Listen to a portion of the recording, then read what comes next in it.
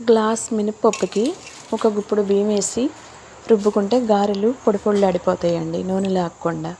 ఇప్పుడు మనకి ఇంకొక నెలకి కొత్త మినపప్పు వస్తుంది కదా, అలా వేసి రుబ్బుకుంటే గారెలు ఒక్క బొట్టు కూడా నూనె లాగవండి.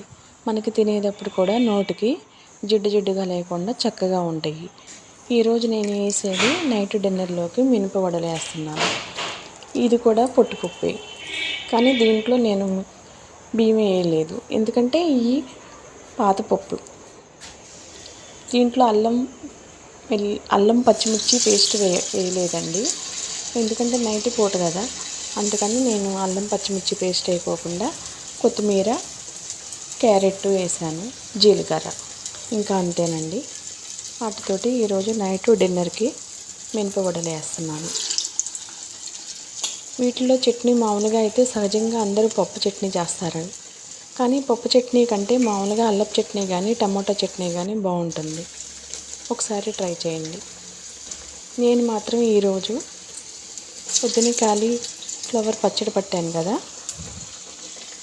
అదే చట్నీ ఉపయోగించుకుంటున్నాను.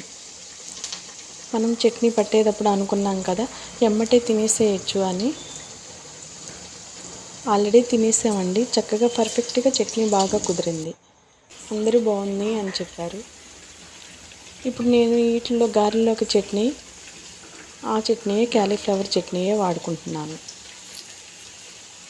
ఈ నైట్ పూట మామూలుగా అయితే ఈ గారెలు డిన్నర్ కరెక్ట్ కాదండి, కాకపోతే ఒక్కొక్కసారి తప్పదు.